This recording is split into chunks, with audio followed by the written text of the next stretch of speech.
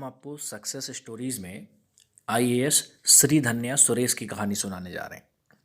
एक मजदूर की बेटी के अफसर बनने की कहानी। जहाँ तक कि इंटरव्यू की तैयारी भी उन्होंने चंदे के पैसों से की थी। है ना इंटरेस्टिंग। भारत ऐसा ही देश है जहाँ पुरानी कुरीतियों को दूर कर समाज के पिछड़े वर्ग महिलाओं को आगे लाने की कवायद लगातार जारी है। इसी कड़ी में एक आदिवासी लड़की ने अपने कड़े परिश्रम और लगन से कई सारे इतिहास रच दिए। एक गरीब लड़की जिसने अपने हालातों, आर्थिक परिस्थितियों से हार नहीं मानी और अपने सपनों को पूरा किया। राह में कठिनाई कम ना थी। आर्थिक परिस्थितियों के अलावा सामाजिक पिछड़ापन भी झेल रही इस होनहार लड़की के कदमों को कुछ भी डगमगा नहीं सका। आज कहानी सुनाने जा रहे हैं हम आपको श्री धन्या सुरेश की, जो केरल की पहली आदिवासी आईएएस महिला हैं। ये केरल के वायनाड जिले के एक छोटे से गांव पोजू थाना की रहने वाली हैं। वायनाड केरल का सबसे पिछड़ा जिला है।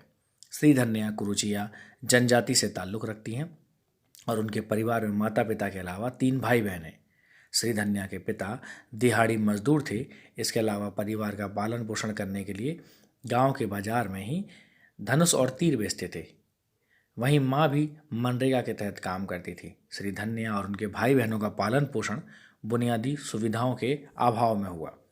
भले ही श्री धन्या के पिता की आमदनी अधिक नहीं थी, लेकिन उन्होंने बेटी की पढ़ाई में कोई रुकावट ना आने दी। गरीबी और ज़रूरत की चीज़ों के अभाव के बीच श्री धन्या ने पढ़ाई जारी रखी। उन्होंने अपनी शुरुआती शिक्षा वायनाड में की। बाद में कालीकट यूनिवर्सिटी से अप्लाइड जूलॉजी में परास्नातक की डिग्री हासिल की। पढ़ाई पूरी करने के बाद श्री धन्या ने केरल में अनुसूचित जनजाति विकास विभाग में क्लर्क के पद पर कार्य भी किया। इसके अलावा वायनाड में आदिवासी हॉस्टल की वार्डन का भी चार्ज संभाला। इस दौरान उनकी मुलाकात एक बार आईएएस श्री राम सांबा शिवराव से हुई। श्री धन्या के लिए एक आईएएस से मिलना उनके भविष्य के लिए राह मिलने जैसा था। और श्री धन्या को कॉलेज के दिनों से प्रशासनिक सेवा में रुचि थी, लेकिन उस समय उनका सही मार्गदर्शन ना हो सका। लेकिन आईएएस श्री राम सांबा ने उन्हें सिविल सेवा में भाग लेने के लिए प्रेरित किया और कई सारी जानकारी दी। इसके बाद तो श्री धन्या ने आईएएस बनने की ठान ली और पढ़ाई शुरू कर दी। इसके लिए शुरुआत में उन्होंने ट्राइबल वेलफेयर के सिविल सेवा प्रशिक्षण केंद्र द्वारा चलाई जा रही कोचिंग ज्वाइन की। बाद में तिरुवनंतपुरम में जाकर पढ़ाई की। उनकी पढ़ाई के लिए अनुसूचित जनजाति विभाग ने वित्तीय सहायता भी दी। श्री धन्या सुरेश अपने पहले प्रयास में सफल ना हो सके। उन्होंने अधिक तैयारी के साथ दोबारा कोशिश की, लेकिन यूपीएससी की परीक्षा क्लियर नहीं कर पाई। इसके बाद भी श्री धन्या ने हार नहीं मानी।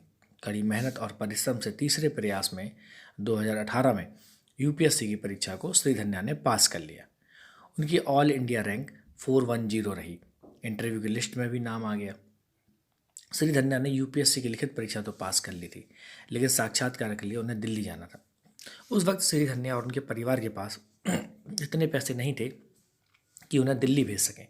हालांकि श्री धन्या के दोस्तों को जब इस बात की जानकारी हुई तो सभी ने चंदा मिलाकर 40,000 रुपये इकट्ठे किए और श्री धन्या को दिल्ली भेजा। परिवार और दोस्तों की उम्मीदों पर श्री धन्या खरी उतरी और इंटरव्यू पास करके केरल की पहली आदिवासी आईएएस बन गई। तो दोस्तों, कैसे लगी आपको कहानी? अगर कहानी आपको पसंद आई हो तो मुझे इस कहानी को शेयर करें और कमेंट करके मुझे ज़रूर बताएं। जय हिंद।